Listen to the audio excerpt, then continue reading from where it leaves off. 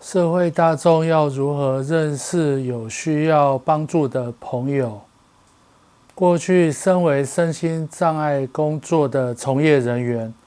我们希望大家能够认识我们的小孩，接纳他们，因为每一个人都会有需要被别人帮助的时候。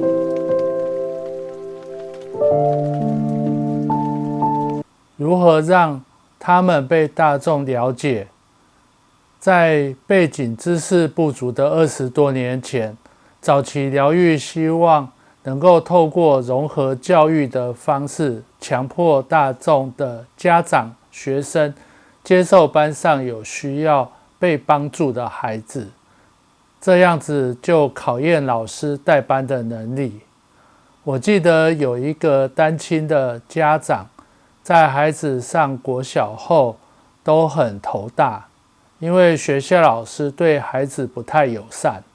直到有一个周三的下午，老师的一场噩梦改变了这个孩子在学校学习的生活。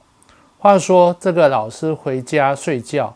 梦到这个学生，老师就很生气骂学生，然后他就在这个噩梦中被惊醒过来。他醒来的时候发现，外面怎么有那么嘈杂的声音？结果发现附近失火了，邻居都逃了出来，只有老师没有出来。隔天，老师就到学校对孩子特别好。家长转述老师说，要不是学生跑进我的梦里，我也不会被吓醒。那有可能我昨天就不见了。当家长这样说，我真的不知道要哭还是要笑才好。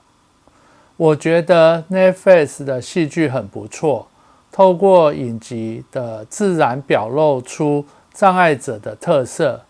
或许大众会有更多认识有需要被帮助的朋友。为大家推荐3部有关于自闭症的影片。最近 Netflix 上面有一部以自闭症为主角的一部影片，具有自闭障碍的非常律师语音无专业能力杰出，成为顶尖律师事务所的新人，面对法庭内外的各种挑战都能够胜任。Netflix 有不少影片与障碍有关，值得大家好好的观赏，了解与我们不一样的朋友。Netflix 上面有关于自闭症的影片，我看了一些，我看过都觉得蛮不错的。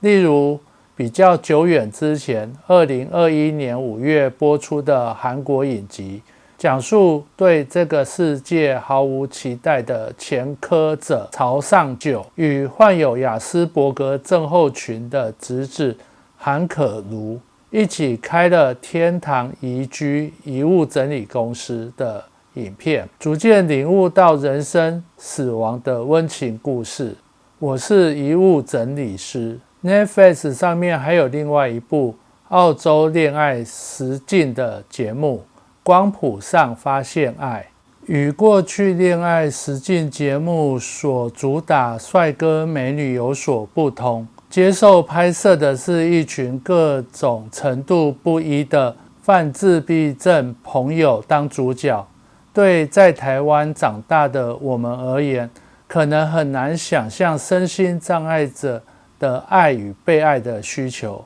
虽然身心障碍者权益保障法第50条，直辖市、县市主管机关应依需求评估结果办理下列服务，提供身心障碍者获得所需之个人支持及照顾，促进生活品质、社会参与及自立生活。其中第5款为婚姻及生育辅导。如果有兴趣可以留言，有机会可以拍一些不同的议题来讨论。这3部有关于自闭症的影片，只有光谱上发现爱是真人入镜，其他2部都是演员模仿表演，我觉得很不简单。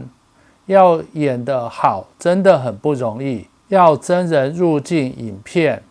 真的不好处理。希望透过影片能让大家更了解自闭症朋友的可爱之处，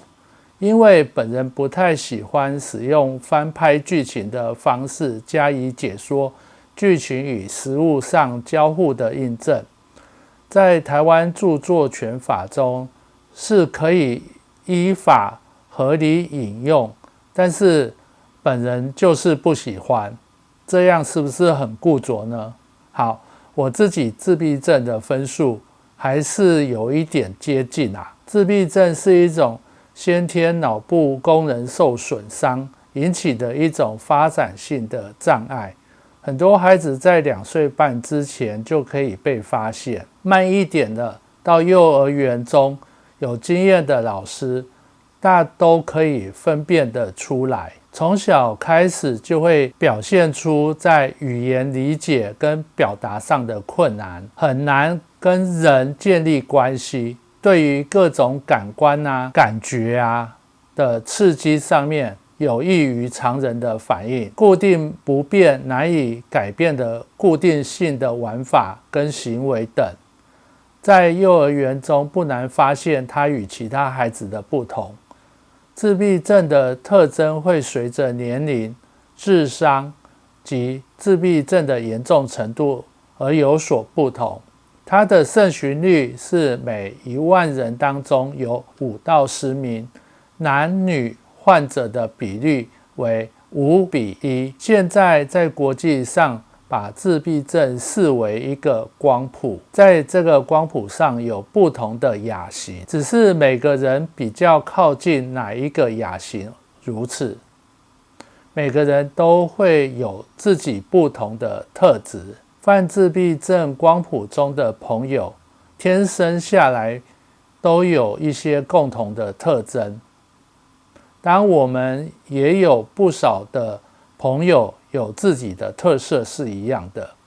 对于自闭症的专业人士是很容易能够分别清楚的，在这个光谱上有一些区分的界限。我们对一般泛自闭症光谱上的能力做区分，通常会以语言的多少来进行分类。语言多的，能讲到长句子的，可以对答的是高功能型的。有些朋友没办法对答，或只是会仿说，这样子的功能可能相对就比较不好。接下来也有些孩子他是不会说话，只会尖叫，强烈的感觉刺激的行为，